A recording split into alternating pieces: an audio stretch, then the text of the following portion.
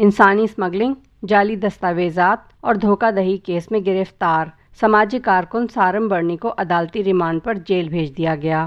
آخر یہ کیس ہے کیا، اور کیا واقعی ان پر قائم کیا جانے والا کیس حقیقی ہے بھی یا نہیں؟ اس ویڈیو میں ہم اس بارے میں جانیں گے۔ السلام علیکم بہنوں اور بھائیوں، میں ہوں عامرہ قاضی اور آپ دیکھ رہے ہیں HSQ ود عامرہ قاضی۔ سارم برنی پاکستان کی ایک مشہور و معروف سماجی شخصیت ہیں اور سارم برنی ویلفیئر ٹرسٹ کے بانی کے طور پر جانے پہچانے جاتے ہیں۔ سارم برنی ٹرسٹ انٹرنیشنل کو 1990 میں رجسٹر کیا گیا تھا۔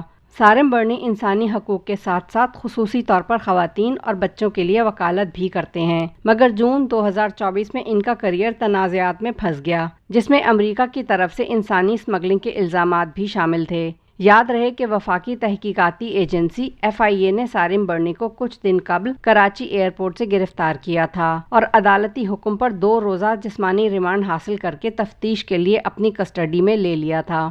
FIA کے مطابق سارم برنی پر فراڈ، جعلی دستاویزات اور انسانی اسمگلنگ کے الزامات ہیں۔ حکام کے مطابق سارم برنی پر 25 سے زیادہ بچوں کو غیر قانونی طور پر امریکہ بھیجنے کا الزام ہے۔ سارم برنی اور ان کے ٹرسٹ نے بچوں کو غیر قانونی طور سے امریکہ میں مقیم والدین کو اڈاپٹ کروایا۔ بچوں کو مختلف اوقات میں کراچی میں سارم برنی ٹرسٹ کے حوالے کیے جانا ظاہر کیا گیا تھا۔ اس کیس میں عدالت نے ملزم سارم برنی کی جسمانی ریمانڈ میں مزید توسیع کی FIA کی درخواست کو مسترد کر دیا ہے، جس کے بعد ملزم سارم برنی کو جوڈیشل مجسٹریٹ شرقی کی عدالت میں 2 روزہ جسمانی ریمانڈ مکمل ہونے پر انہیں عدالت میں پیش کیا گیا۔ عدالت کے حکم کے مطابق ملزم کی درخواست ضمانت پر سماعت 10 جون کو ہوئی۔ ملزم سارم برنی کی مزید جسمانی ریمانڈ کی استدعا کرتے ہوئے FIA کے وکیل نے کہا تھا کہ والدہ افشین نے بچی کو مدیحہ نامی خاتون کو فروخت کیا تھا۔ مدیحہ نے بچی کو دوسری خاتون بشرا کو فروخت کر دیا، جبکہ فیملی کورٹ میں سارم برنی ٹرسٹ نے بچی کو لاوارث قرار دیا تھا۔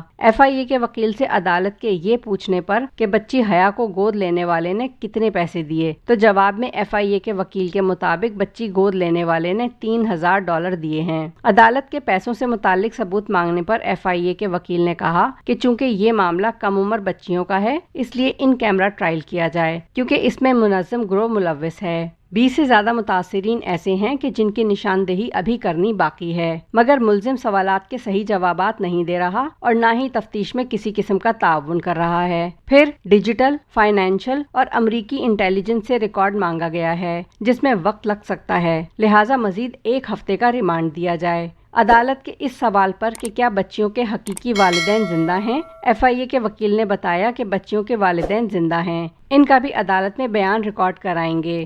دوسری طرف ملزم سارم برنی کے وکیل عامر نواز وڑائچ نے کہا کہ ہم نے بھی فیملی سے رابطہ کیا ہے۔ ان کے مطابق انہوں نے کہا کہ بچی ہم نے خود دی ہے، جبکہ FIA والے بھی اس کیس کی 2.5 ماہ سے انکوائری کر رہے ہیں، مگر یہ انکوائری کم اور بلیک میلنگ زیادہ تھی۔ عدالت نے ملزم سے سوال کیا کہ جب آپ کو پتا تھا کہ بچی کے حقیقی والدین زندہ ہیں تو جھوٹ کیوں بولا گیا، جس پر ملزم سارم برنی نے جواب دیا کہ مجھے یہ معلوم نہیں تھا، جس کے جواب میں عدالت نے حیرت کا اظہار کرتے ہوئے کہا کہ آپ ادارے کے سربراہ ہیں، آپ کو کیسے معلوم نہیں تھا؟ عدالت نے کہا کہ ملزم کی جانب سے ضمانت کی درخواست بھی دائر کی گئی ہے، اس لیے عدالت نے FIA کے تفتیشی افسر کو ملزم کا بیان ریکارڈ کرنے کا حکم دیتے ہوئے کہا کہ ملزم سارم برنی کا بیان میرے چیمبر میں ریکارڈ کیا جائے، جس کے بعد عدالت نے کیس کی سماعت کچھ دیر کے لیے ملتوی کر دی۔ یاد رہے کہ گزشتہ سماعت میں عدالت نے سارم برنی کو 2 روزہ جسمانی ریمانڈ پر FIA کے حوالے کر دیا تھا، جبکہ دوسری جانب کراچی میں میڈیا کی جانب غیر رسمی گفتگو کے دوران سارم برنی کا کہنا تھا کہ میں نہیں مانتا کہ کاغذات میں کوئی غلطی ہوئی ہے، کیونکہ میں سسٹم چلا رہا ہوں، اسی لیے اس کی سزا بھگت رہا ہوں۔ سارم برنی نے کہا کہ میرے پاس موبائل میں شواہد موجود ہیں جو وقت آنے پر میرا وکیل عدالت کے سامنے پیش کرے گا۔ یہ تھے اب تک کے معاملات، اب دیکھتے ہیں کہ یہ کیس آگے کیا رخ اختیار کرتا ہے۔ آپ اس سلسلے میں اپنی قیمتی رائے کا اظہار نیچے دیے کامنٹ باکس میں ضرور کریں۔ اگر ویڈیو پسند آئی ہو تو must like, share and subscribe. اللہ حافظ۔